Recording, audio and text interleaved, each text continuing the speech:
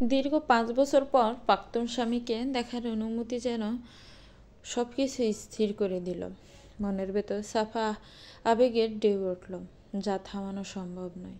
আমি সাইফকে আমার জীবন থেকে মুছে ফেলার চেষ্টা করেছিলাম, কিন্তু আজ তাকে হঠাৎ সামনে দেখতে পেয়ে যেন পুরনো সব স্মৃতি তাজা হয়ে উঠল। আমাদের বিয়েটা হয়েছিল পারিবারিকভাবে। সাইফকে আমি চিনতাম না, জানতাম না। পরিবারের চাপে বিয়ে হয়েছিল। আমার তখন অন্য একজনের প্রতি দুর্বলতা ছিল। অন্য একজনকে ভালোবাসতাম। পরিবারের সেই মানুষটির কথা বলেছিলাম, কিন্তু তারা তার সাথে বিয়ে দিতে নারাজ। ছেলে তাদের পছন্দ হয়নি, কোনো কালচার নেই, চাকরি নেই, ঘুরে ঘুরে খায়। এক প্রকার পরিবারের চাপে পড়েই সাইফকে আমার বিয়ে করতে হয়। কিন্তু সাইফ কোনোদিনই আমাকে জোর করেনি কোনো কিছুতে। আমাদের সম্পর্কটা যেন ছিল এক ধরনের বোঝাপড়া ছিল। বিয়ের রাতে আমি সাইফকে সব বলেছিলাম। সব শোনার পর সাইফ শুধু বলেছিল, ছেলেটা তোমাকে ভালোবাসে? আমি গর্ব করে বলেছিলাম, হ্যাঁ। সাইফ বাঁকা হেসেছিল, কিছুক্ষণ চুপ থেকে বলেছিল, তোমার যদি মনে হয় তুমি তার কাছে সুখী থাকবে, তাহলে আমাকে ছাড়তে পারো। পরিবার আমি ম্যানেজ করে নেব। আমার কাছে তোমার সুখটাই গুরুত্বপূর্ণ। তবে একটা শর্ত। কি? 7 মাস আমার সাথে এক ছাদের নিচে থাকতে হবে। ভয় পেও না, আমি তোমাকে ছুব না, বন্ধু হিসেবে থাকবো। আমি কিছুক্ষণ ভাবলাম, ডিভোর্স দিতে হলে এমনিতেও তো কয়েক মাস ওয়েট করতে হবে। আমি রাজি হয়ে গেলাম। সাইফের মুখে হাসি ফুটল। সে কফি আনতে চলে গেল। এক মগ আমার হাতে ধরিয়ে দিয়ে বলল, ওয়েলকাম আমাদের 7 মাসের জন্য সংসার জীবনে। দিন যেতে লাগলো, ততই তার এই সহজ সরল কথাগুলো আমাকে একদিকে মুগ্ধ করত, আবার অন্যদিকে অস্বস্তি দিত, কারণ আমি তার অনুভূতিকে কখনোই মূল্য দিতে পারিনি। 7 মাস আমরা একই ছাদের নিচে থেকেছি, কিন্তু আমাদের সম্পর্ক ছিল নিঃশব্দ। একসঙ্গে বসা, কথা বলা, কিংবা এমনকি হাসি বিনিময় সবই ছিল খুব সাধারণ। সে আমাকে স্পর্শ করেনি, বরং বন্ধুর মতো আচরণ করত। কখনো ঘুরতে নিয়ে যাওয়া, সন্ধ্যায় চায়ের টঙে বসে চা খাওয়া, গুদুলের শেষ বিকেলে পাশাপাশি হাঁটা, এসব করতো সাইফ। মাঝে মাঝে মনে হতো হয়তো এই সম্পর্কটা টিকাতে চাইছে সাইফ, কিন্তু আমি তখনও অন্য কারোর জন্য পাগল ছিলাম। আমার শ্বশুর শাশুড়ি অনেক বুঝিয়েছিল সাইফের সাথে থাকার জন্য, কিন্তু আমি থাকিনি। তখন আমার মন প্রাণ জুড়ে ছিল আরেকজন। আমি তো সত্যিকার অর্থে ভালোবেসেছিলাম। বুঝিনি তো অপর পাশের মানুষটা আমার সাথে জাস্ট টাইম পাস করে গেছে। আমার কাছে মনে হয়েছিল সাইফের সাথে ডিভোর্সের সিদ্ধান্ত আমার জীবনের সব সমস্যার সমাধান, কিন্তু সেই সিদ্ধান্ত ছিল আমার জীবনের সবচেয়ে বড় ভুল। কারণ যার জন্য সাইফকে ছেড়ে দিয়েছিলাম, সে আমাকে গ্রহণ করেনি।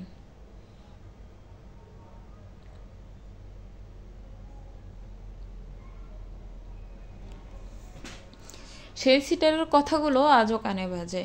নীলা, আমি তো এমন কিছু বলিনি যে তুমি সব ছেড়ে আমাকে বেছে নেবে। তোমার নিজের পরিবার, নিজের সংসার, এসব নিয়ে ভাবা উচিত ছিল। আমি অবাক হয়ে তাকিয়েছিলাম। বলেছিলাম, ডিভোর্সের পর তুমি এসব বলছো? মাথা ঠিক আছে তোমার? তোমার কারণেই আমি সাইফকে ডিভোর্স দিয়ে চলে এসেছি, আর তুমি কি না এই কথা বলছো? হ্যাঁ বলছি। আমি নন ভার্জিন একটা মেয়েকে বিয়ে করতে পারবো না। রাগে গিনে শরীর জ্বলে উঠল। ইচ্ছে করলো ছড়িয়ে গাল লাল করে দিতে, কিন্তু দোষ তো তার একার নয়, দোষ তো সবচেয়ে বেশি আমার। এক সোনাকে ফেতে গিয়ে আরও খাঁটি হীরা থেকে খোরাকে হারিয়ে ফেললাম। তাহলে এতদিন যে তুমি আমাকে ভালোবাসার কথা বলেছিলে, সেটা কি ছিল? সে কোনো উত্তর দেয়নি, মুখ ফিরিয়ে চলে গিয়েছিল। সেদিন বুঝেছিলাম আমি শুধু একটা টাইম পাসের অংশ ছিলাম তার জীবনে। আমার পরিবারও আমার থেকে মুখ ফিরিয়ে নিয়েছিল। বাসায় পাইনি জায়গা, খালার বাসায় উঠেছিলাম।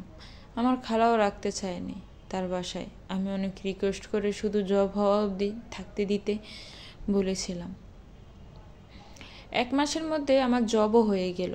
আমি আলাদা বাসা নিয়ে থাকলাম। আজও আমার পরিবার আমার সাথে কথা বলে না। বুঝলাম, বাবা মায়ের কথার বিরুদ্ধে কিছু করলে দিন শেষে ক্ষতিটা শুধু নিজেরই হয়।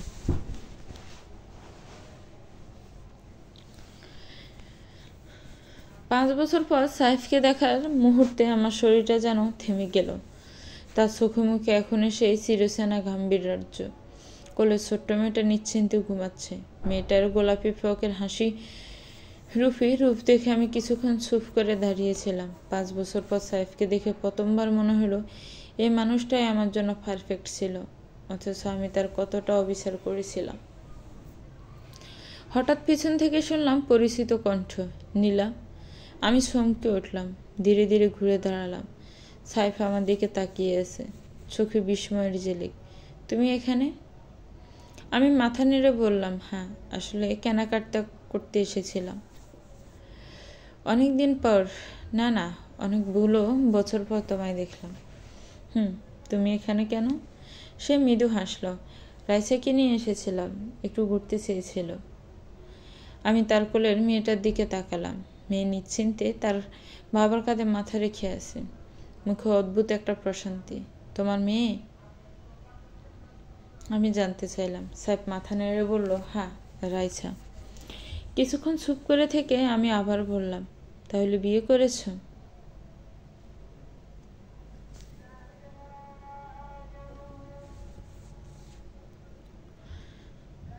সে কিছুক্ষণ চুপ রইল, তারপর বলল, হ্যাঁ, তোমার চলে যাওয়ার পরপরই। আমি একটু হাসলাম, ঠাট্টা স্বরে বললাম, ভালো। সে আমাকে সরাসরি জিজ্ঞাসা করল, তুমি কেমন আছো? আমি জবাব দিলাম, ভালোই আছি। একা এসেছো নাকি? তোমার হাজবেন্ড আসেনি?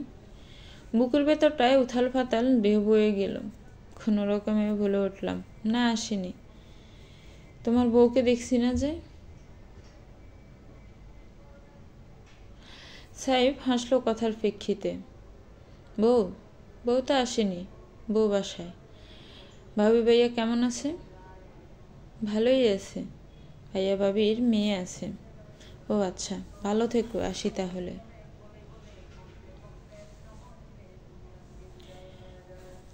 কথাটা বলেই চলে আসতে নিলে সাইফ পেছন থেকে বলে উঠল, পালাতে চাইছো? থেমে গেলাম, না ফিরেই বললাম, আমি তো কোনো চোর নই যে পালাবো। কার চোর না হতে মনটা চুরি করে নিয়ে চলে গেলে সেই 5 বছর আগে। বিড়বিড় করে কিছু বলল সাইফ। আমি আবছা কিছু শুনতে পেলাম। কিছু বললে? সাইফ মাথা জাকিয়ে বলল, কখনো কিছু বললে কি তুমি শুনতে? মানে কিছুই না। সংসার জীবন কেমন কাটছে তোমার? দারুণ, কৃত্রিম হাসি ঝুলিয়ে বললাম। মানুষ কতই দারুণ থাকে, তাই না? প্রত্যুত্তরে হাসলাম। আর কিছু বললাম না। তার মুখে আর কোনো কথা ছিল না। আমাদের কথাগুলো এখানেই শেষ হওয়া উচিত বলে মনে হলো। অতীতের জটিলতা নিয়ে আর কোনো কথা বলার প্রয়োজন নেই। আমি বললাম, আমাকে যেতে হবে, অনেক কাজ আছে।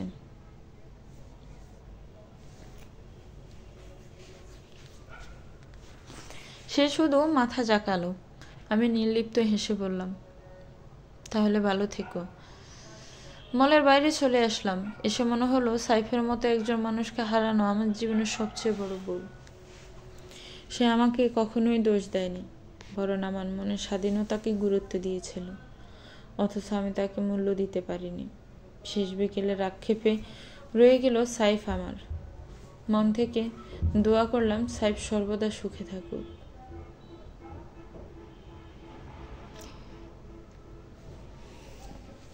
তো ভিউয়ার্স, গল্পটা কেমন লেগেছে একটি কমেন্টস করে জানাবেন। গল্পটা ভালো লাগলে গল্পটাকে একটি লাইক করবেন, গল্পটাকে শেয়ার করবেন, আর আমার চ্যানেলটিকে